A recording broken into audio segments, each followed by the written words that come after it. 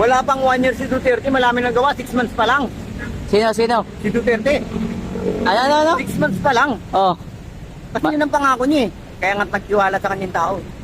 6 months, within 6 months, ang Pilipinas, babaguhin niya yung sistema. Oh. Totoo naman. Sa loob na, naniniwala naman tayo sir. Sa loob ng 1 year ni Duterte, marami na siyang nagawa. Oo naman.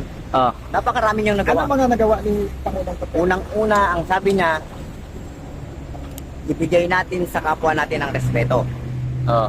Bigyan natin sila ng respeto. Lalong-lalo na ang mga pulis.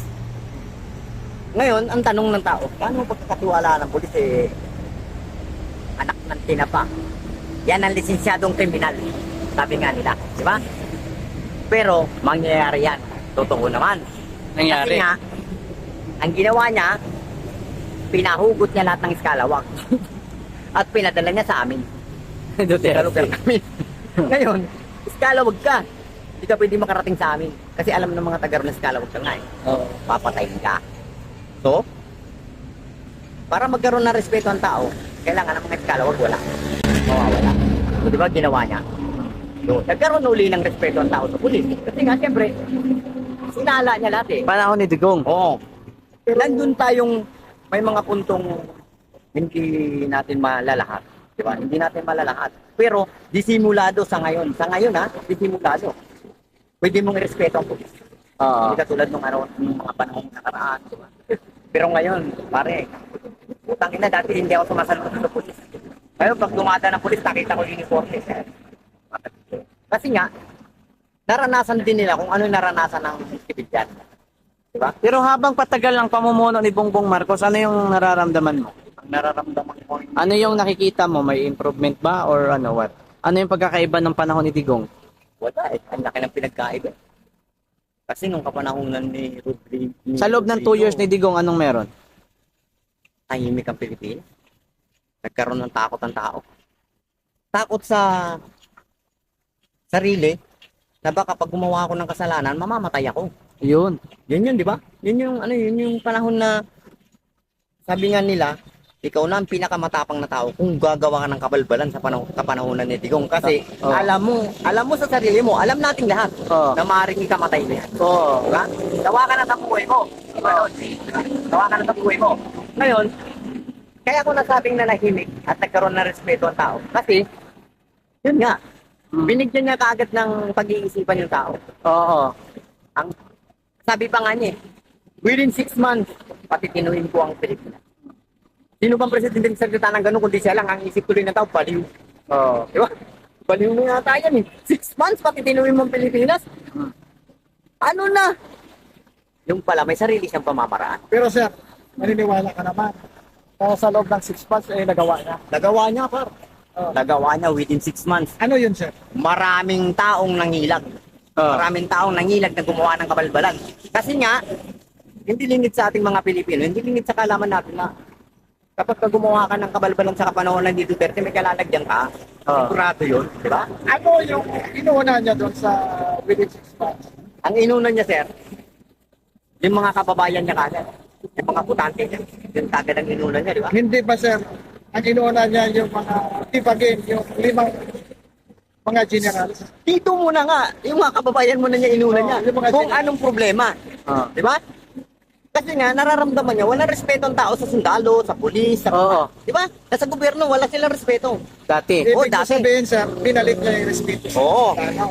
Yun kaagad ang una niyang ginawa. Kailangan magkaroon ng respeto ang tao sa kapulisan, kasundaluhan, para kahit pa paano, matuto silang mag-open ng problema. Di ba? Nagkaroon pa nga ng patalastas. Isumbong mo kay mamang pulis. Kami nang bahala. Di ba? Ngayon, sa sistemang yun, nagawa niya ng paraan ng ganung bagay, utap, kahit matataas na opisyal, ilalatag niya, wala tayong pakailan. Di ba? Samantalang maaari niyang ikapahamak. Pero ginawa niya ng paraan. Ginawa niya ng paraan kung paano maging ganun ang sistema sa pamamalakad niya, sumunod. Para nang sa ganun, ang Pilipino, magkaroon uli ng pag-asa. Panahon ngayon ni Marcos, ano nakikita mo? Sa ngayon, sir, Sa kanyang ngayon, mag 2 years na siya. sa totoo lang, sir, sa ngayon, ha? Kasi, Para sa akin lang sa mga katulad namin na sa lansangan, nagtitinda sa lansangan, nagmamasid sa lansangan, Oo. danas ko ang kapanahunan ng mga iba't ibang klaseng presidente. Yes. Isa lang naman ang sinasabi. Oo. Di ba?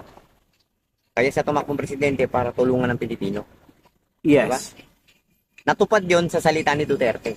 Oo. Kapanahon ngayon, na wala na si Duterte, para sa akin hindi ko alam kung anong iisipin ng iba.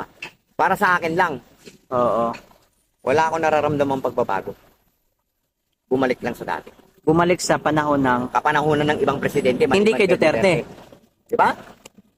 Bumalik na sa dating kalakaran ng Pilipinas. Hindi sa panahon ni Duterte kasi nung panahon ni Duterte hindi ka pwedeng magsabing Sir, hindi po pwede ang ganyan. Bawal yan. Delikado ka. Di ba?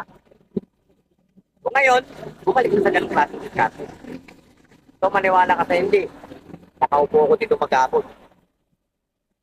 Yan lang sa may gilid. Napapansin ko may nag-aabot ka. Oo. Alam ka naman sabihin mong hindi inabot nun. Oo. Diba? Tambay ako na Maynila. Alam ko ang kalakaran. Nagahuluman ako. Dito ako lumaki. Yes nga pala, nabanggit mo yung hulo. 'Di ba? Ako din kasi naririnig ko na magulo ang lugar na 'yan. Noong Oo. mga panahon nung medyo bata-bata pa ako. Pero ano nga ba totoo about Hulo-Sulo? Anong Totoo meron yun. sa lugar na 'yan? Nung kapanahonan ni Marcos, may isip na ako nun. Nag-aaral na ako, 7 taon na ako nun. Kapanahonan ni Marcos, 2 beses siya naging presidente sa panahon ko eh. 2 beses naging presidente, nagboto siya ng yes or no. Diba? Pero hindi pa ako bumuboto nung araw. Oo, Diba? tama. Kapanahonan ni Marcos, ang naging sinasabi ni Marcos, mga kapatid ni staff, huwag po nating bigyan ng pagkakataon ang gobyerno na magalit sa atin. Patuto po tayong makibagay dahil ako lahat ginagawa ko para sa inyo para manahimik ang lugar nyo na yan. Oo. So, ibig lang sabihin nun, minamanipulate ng gobyerno ng kapanahonan ni Marcos na matanda ang lugar namin para wag magkagulo. Mm. Di ba? Ibinibigay niya ang hinihingi ng gobyerno namin para wag mag-isip ng gulo. Kasi nga, ang Islam, ang utak kasi ng tao. Pero ang totoo nun, lahat naman ng tao sa Pilipinas, Islam eh. Yun ang panahon ng araw. Di ba? Nagkawatak-watak lang dahil sa pumasok na lintik ng mga taga-ibang bansa. Kaya nagkaroon ng Kristyanismo. Pero ang totoo nun, Ngayon, nung panahon ngayon ni Digong, anong sitwasyon sa Hulo? nung kapanahonan ni Digong Edo na yun, yung sinasabi kong kailangan magkaroon ng respeto ang tao. Di ba? So, alam ni Digong, kasi nga, taga Mindanao siya, alam niya, Oo. ang Mindanao, unang-una na ang gulo. Gulo. Gulo-sulo. Yes. Pinakamalupit na isla ng Pilipinas yan. Oo. Kinatatakutan ng kahit na sino. Mm. Basta Kristiyano, takot pumunta dyan. Maliban lang sa mga foreigner na walang alam. Di ba? Tama. Pero kung sakasakaling mapunta doon ang foreigner, ang nababalita, inidnap.